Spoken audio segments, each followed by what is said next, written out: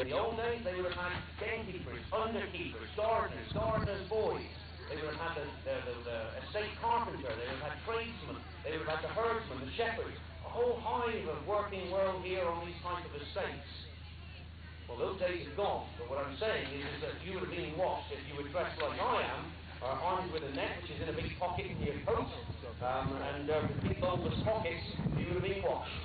And so they preferred not to use the gun in the old days, because that makes a lot of noise, and they can be identified quickly, so they preferred long nets. These are the poachers of yesterday.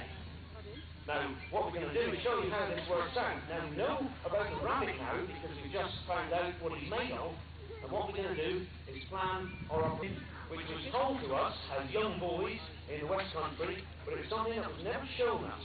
Me and my mate in the primary school, well, he had a grandmother who owned a farm, and I remember very well those far-off distant days of childhood when we would cycle on borrowed push bikes several miles down towards the coast where the farm was, and on a Saturday we would be larking about, the sort of healthy life that kids did in those days.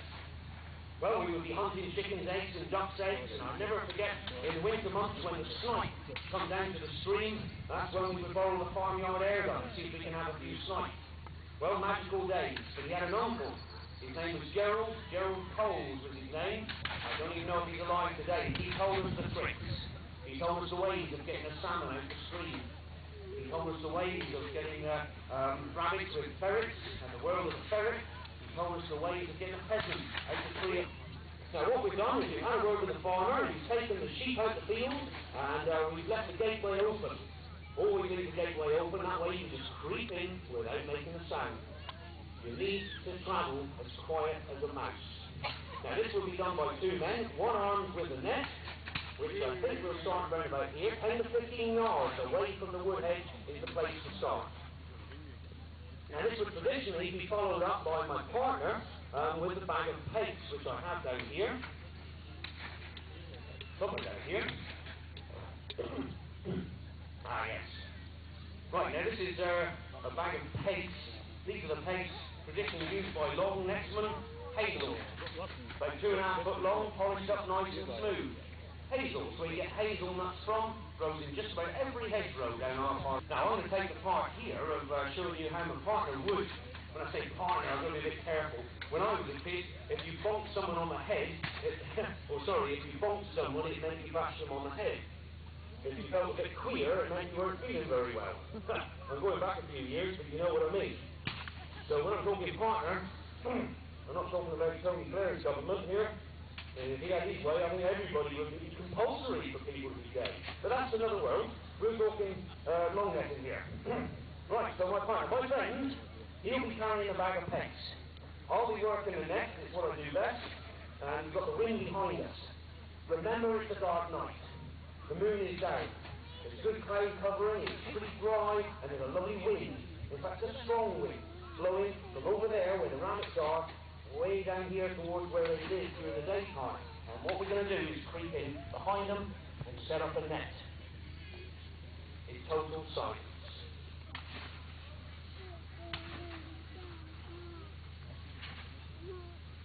Now it all depends how I pack it away the last time I used it, but if I did do it properly, then it should run out nice and smooth. Now I don't know where you live, but some of the Devon and Cornish hedgerows are very short, they're very close to the ground.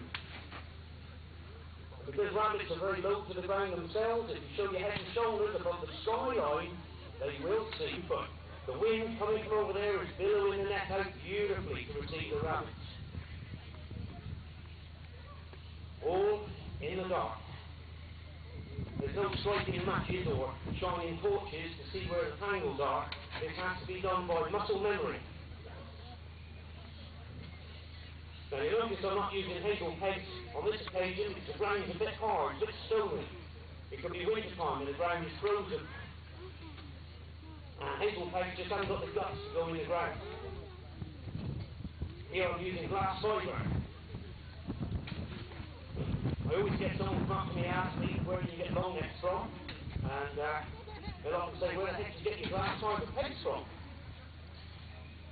Now, I highly recommend if you go out to a golf course at 2 o'clock on a wild, windy, rainy night, you'll find these strange plants growing up in the middle of the green with a little flag on the top, and allegedly, the rate of long at pace. Now that wind is coming up really nice now, that's billowing out just perfect, and you people over there are wondering what on earth I'm talking about. But I know you can't see this net very well now. Look at them go. There, here we go, he's heading to the net and back. What a load of rubbish.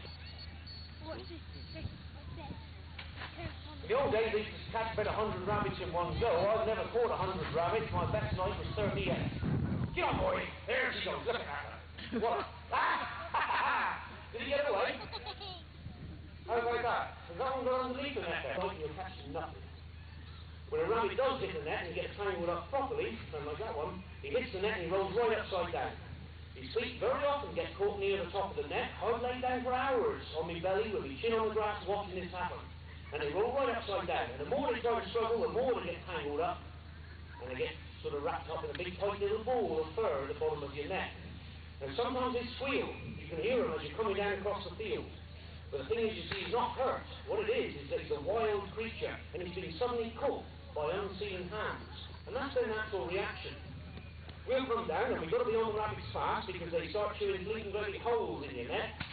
And one of the reasons I love long netting is that it's a very selective method. Because it's unarmed, you can release the ones you don't want, the little quarter-grown rabbits. This one could be a milky doe. Now, if she's milky, that means she's got a nest of youngsters, usually in a single hole out there in the middle of the field. Well, anyway, if you kill her, you're going to kill them, and they're going to die a pretty unpleasant death, so you can let them put your hands up. Oh, quite a few of you. Aha, I see, it's a rural park, same as Cornwall. Anyway, you're going to feed your ferrets with this, you're going to feed your dog, you're going to feed your kids, as I've done. And here, with the fur off his back, you can tie artificial flies to capture your sea trout and the trout in the streams. It's a magical world. Right, what we'll do, we've just got a couple of minutes left, so this is probably the most important part of the demonstration. If you don't know how to pack your net away, you'll never run it out smoothly in the night time. Now, the biggest enemy you'll have today, kids, is not going to be gamekeepers. The biggest enemy you'll have today are the little sticks, the little thorns, the teeny little twigs on the ground that you never even notice until you put a long net across it. Just worth remembering, had you been an agricultural worker, which many of your great-granddads were, you'd have been expected to know many things. You'd be expected to know how to harness a horse and plough a straight furrow. You'd have had to know how to plant a reed and build a dry stone wall that would have lasted for generations. You'd have had to know how to milk a cow by hand and shear a sheep by hand. You would have had to know many things besides. But in your granddad's day, you would certainly have had to know how to capture your own supper. It's the whole world of country pursuits. That bothers me. Let's get involved with the BASC or the Countryside Alliance and make sure we protect it for future generations. Thank you very much, folks. That's long netting. I'll see you again. Thank you.